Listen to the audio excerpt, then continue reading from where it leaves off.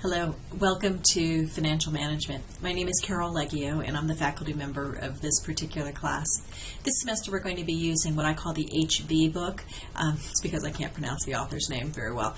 And the beauty with this particular book is it's very focused on value creation, which is the basics of finance. So we're going to begin by taking a look at really the goal of an organization is to create value for the shareholders and for the firm. And when we do so, there's a basic tenet that we follow. And the tenet is that when we look at a project, what we look at are the future cash flows of the project. We discount them back to today and calculate what we call a net present value. And what we want to be sure is that the present value of the future cash flows are greater than the initial investment. Well, that's about 6 chapters in the book, so that's a lot of information. So what did we just say? One is that we're going to be focused on cash flows. We're going to look at cash as opposed to accounting numbers, and that's key in finance, and we're going to spend a good bit of time converting accounting numbers into cash flows. 2, we're going to focus on the fact that cash in hand today is better than the same dollar amount received a year from now. And think about it. If I were to offer to give you $100 today or $100 a year from now, you would prefer the $100 today. 1, you can choose to expend it now. 2, I might die between now and a year from now, and then you would never get your $100. 3, there's an inflation rate, so your purchasing power may be greater today than it is a year from now. So there's a time value attached to money. And so when we're looking at cash flows we expect to receive sometime out in the future, they are worth less to us in today's dollar the further out they are, and the riskier those cash flows are. So we're going to spend some time learning how to discount those cash flows by an appropriate rate. And that rate we're also going to figure out how to calculate, and that's called a weighted average cost of capital. We're going to compare those discounted cash flows to some initial amount that we have to expend today.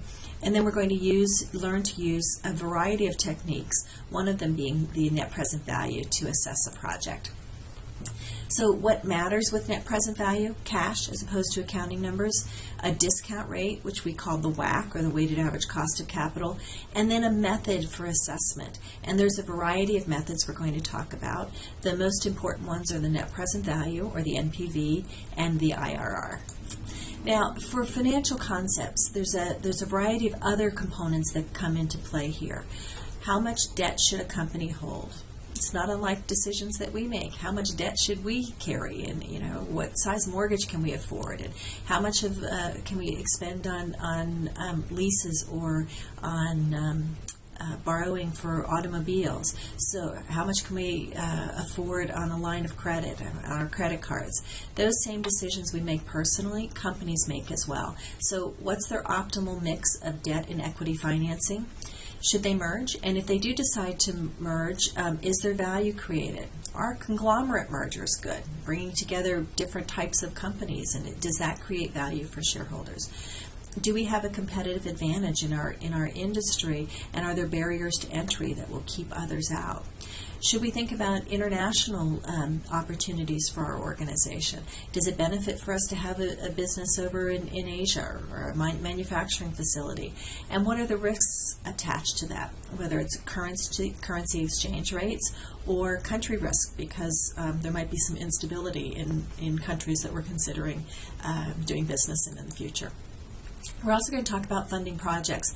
How do you borrow money? What are the debt markets, and what's the different type of debt instruments you can use, and what length of time should we borrow for? We know with our mortgages, we typically don't set up a mortgage with a 1-year time frame. It typically is a longer time frame. Why? And how do companies decide how long to borrow money? And what about equity markets? Should we issue new shares of stock? Should we go public? That'll be part of our conversation. And then what about internal money? What about money that we've retained within the organization? Is that a good source of financing for our company? Spend a good bit of time on those concepts. And one of the reasons we picked this book is that I think the HV book does the best job on accounting analysis. And I'm not an accountant. I don't love accounting, but it's really important in understanding finance. It's the basic language that develops finance, and so we're going to actually begin the first 3 or 4 chapters and be very focused on the accounting statements and converting them into information that's useful for finance. The other beauty with using the HV book is those guys are overseas. I think they're in France. I think they're in SEAD. So I believe they're in France, and so you get a little bit of an international flair in this book, and I think that's important because our world is becoming more and more global.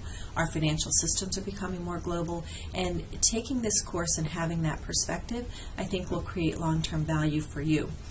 We're going to look at financial statements analysis and what kind of information we can glean from the publicly released information for publicly traded companies. And then we're going to spend some time on ratios as well, and how we can use ratios to assess a firm's value and to compare our company to other organizations that exist. We conclude this book right where we began, with value creation.